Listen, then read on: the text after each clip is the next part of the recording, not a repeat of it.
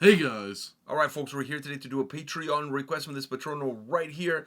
Spectral Wound from Montreal. They have a new album coming out, and this song is Aristocratic Suicidal Black. I'm not even sure what that means. I don't know what that means, but I know for a fact. Hold on, I know what each word means. Yes.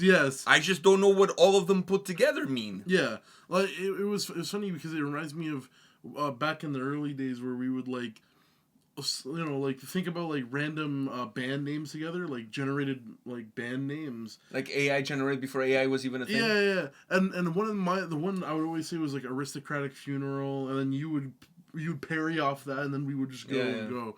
So I'm like, but what the fuck does this mean? It would make sense if it was Black Aristocratic Suicidal. That is a black person who's aristocratic and who's feeling suicidal. So, but in this order of words, I'm not quite sure where this is going. But anyhow, we haven't done these guys on the channel too in a long time. And it was crazy because you didn't even remember the first time. No, I didn't even remember that we've done them on the channel. But then I saw it and I'm like, oh yeah, I remember a long time ago because I still have the song saved. A couple of months ago, I saw them at Lee's Palace. They were on tour with 1349. They were the best band of the night. I felt like it got better and better as the night progressed, but they were right before 1349, and I like 1349 a lot. But these guys were best band of the night, easily. And I felt like a little bit of the crowd left afterwards. I feel like there was a lot of people there to see these guys. They're from Montreal, playing in Toronto, so there's always a little bit of that home field turf advantage. Yeah. So their album comes out August 23rd, and it's Songs of Blood and Mire. All right. Aristocratic Suicidal Black. You ready for this? Yeah. Let's fucking do it.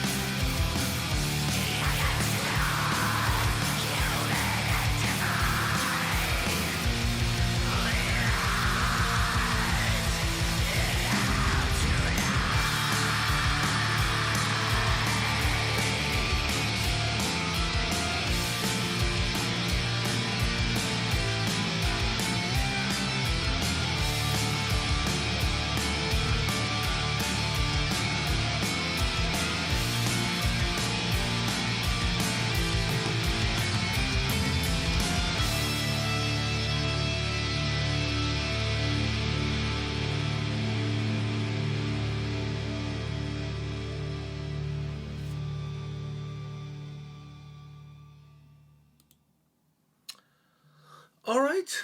All right, all right, all right. So, Oh my god. I have a little tickle in my throat.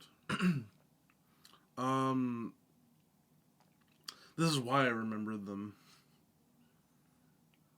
This is why I remembered them because I think they did that video from them in like 2021. yeah, it's ages ago.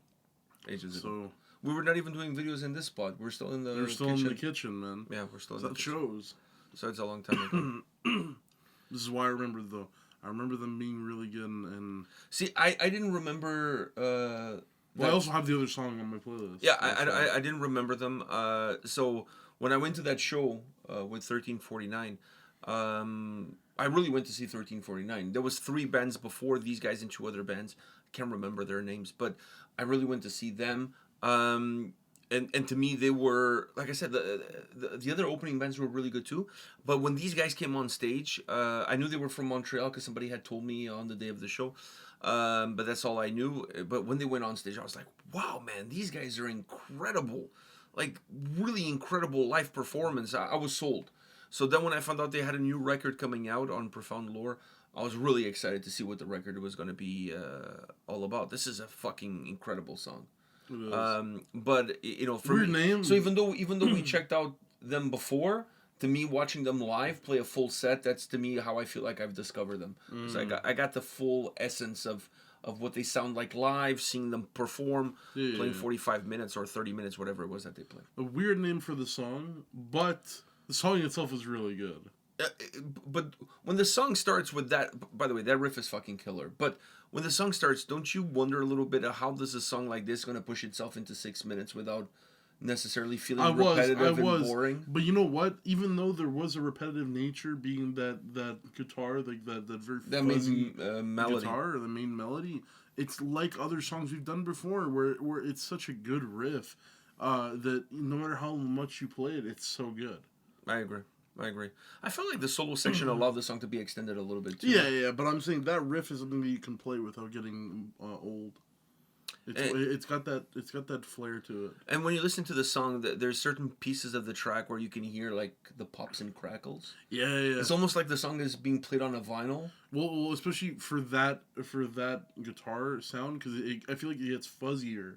That guitar sound, it's different from the rest of the song. Mm-hmm. I feel like but there's pockets within the track where the sound becomes a little bit thinner.